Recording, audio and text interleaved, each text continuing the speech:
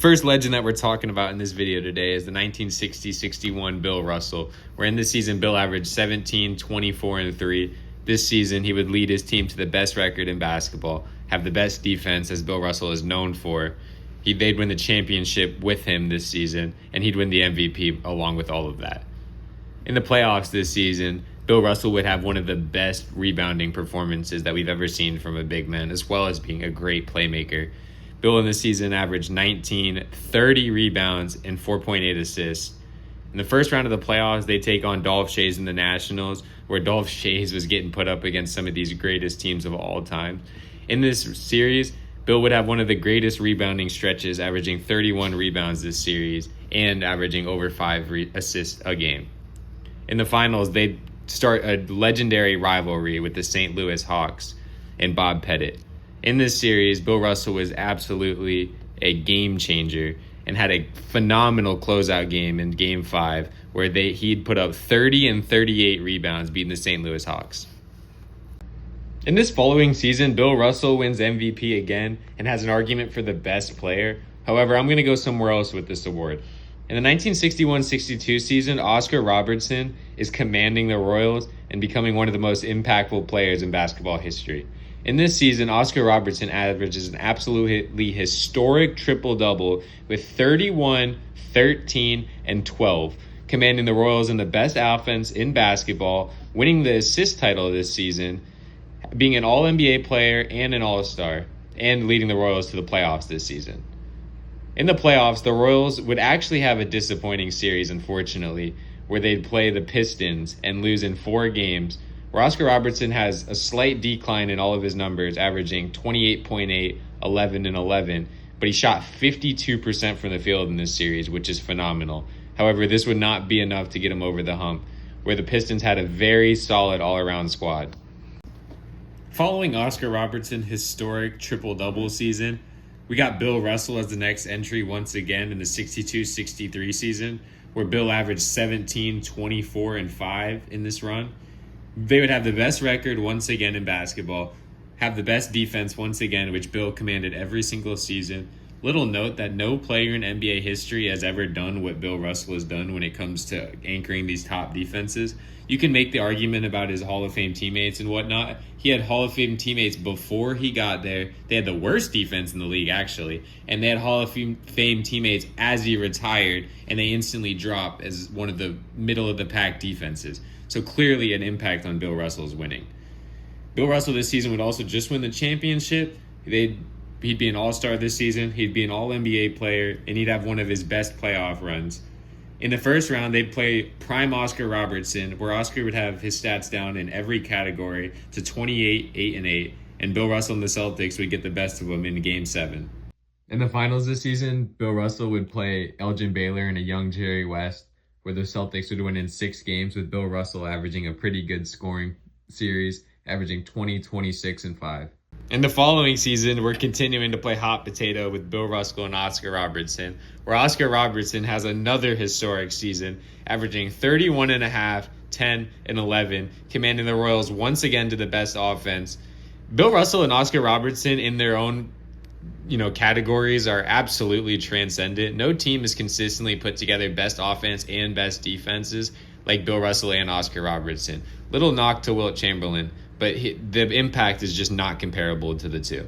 Oscar Robertson has worse teammates than Bill Russell, so I don't want to hear anything about that. Anyways, Oscar Robertson wins the MVP this season, assist title, leads the Royals to second in the West, where they would take on Wilt Chamberlain in the playoffs, and they would go to the elimination Game 5 closeout game, do or die, where Oscar Robertson leads every single game this series in scoring over Wilt Chamberlain and the rest of both teams.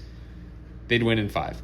The next round, they'd play the Celtics, and Oscar Robertson would actually have a disappointing series where the Celtics defense gets the better of him. Oscar would average 28 points, but only 5 assists, which is like a career low for him. The Celtics in this run had an 82 defensive rating, which is absolutely historic, so you got to give them a little bit of credit. Once again, we're going to continue with this hot potato. In the 64-65 season, Bill Russell is once again the best player in the league, averaging 14, 24, and 5. I want you guys to know that this is not a series stat. This this series has nothing to do with the players' stats themselves. Also doesn't have to do with them winning MVP or a championship. Strictly the most impactful player through all facets of basketball, and this is strictly my opinion. Bill Russell wins the MVP this season, best defense, best record, rebounding title, champion, All-NBA, All-Star. In the playoffs, Bill Russell's stats would go up in every single category, averaging 17, 25, and 6, being the most impactful defender on the court in both of their series. In the first one, it was against Wilt Chamberlain, where they'd win in the historic Game 7, one of the most memorable games of all time, where they'd get the iconic Havlicek stole the ball moment. Bill in this series would average 16, 25, and 7 assists throughout this series. In the finals, they'd play the Lakers once again with Elgin and Jerry, where Bill Russell would have one of the most efficient finals performances by a star player up to date and of all time. Bill Russell averaged over 60% from the field, 18 points, 26 rebounds, and 6 assists, and they beat the Lakers by almost double digits in every game, winning in 5. Following this season, in the 1965-66 season, we once again have Wilt Chamberlain's second entry on this list, averaging 33.5, 24.5, and 5 assists, commanding finally a top defense in basketball with the number 2 defense this season. This has been a big knock from me to Wilt Chamberlain's game, because every other all-time legend has been able to anchor a top all-time defense regardless of the team, except for Wilt Chamberlain, and we all know how talented he is on that defensive end. He also had the best record in the league this season while winning MVP. He'd be an all-star, all-NBA player. He'd win the scoring title this season at 33.5, rebounding title with 25.5. And in this season, they'd once again play the Boston Celtics in their historic rivalry, where Wilt Chamberlain would once again fall short to Bill Russell. And in this series, Wilt Chamberlain would kind of divert to his old way, being a selfish player, and the playmaking numbers would drop, likely resulting in the reason that the series was not as close as it seems.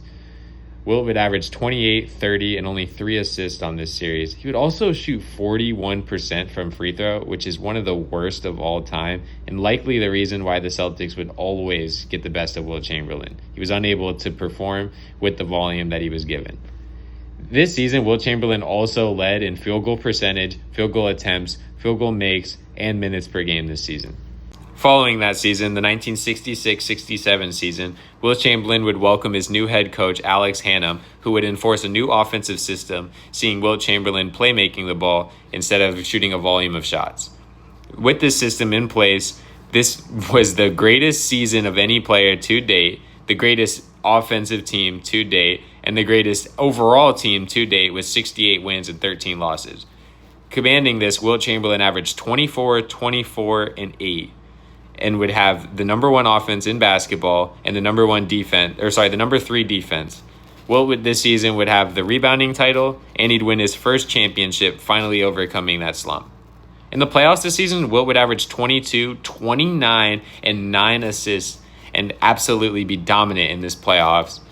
In the first round, they'd play the Cincinnati Royals, where he'd average 26, 28, and 11 assists, beating Oscar Robertson in 4 games and being a true facilitator this series.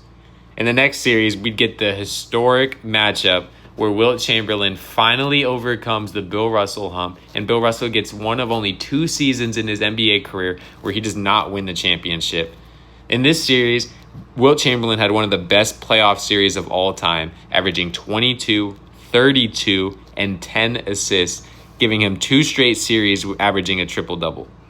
In the finals, they'd play Rick Barry and the Warriors, where Rick Barry was only in year 2. And this would actually be a disappointing finals for the team and Wilt Chamberlain himself, where Wilt Chamberlain would be kind of docile, which is kind of a trend in Wilt Chamberlain's career, where he'd only average 17, 28, and 7.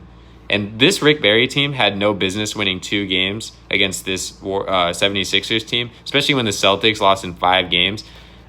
This Rick Barry this series averaged 41 points, but did not shoot an efficient series. He was pretty much told to take every single shot, and that was the only chance the Warriors had in winning. They'd win 2 games this way, but Wilt Chamberlain would finally get the best of them in Game 6.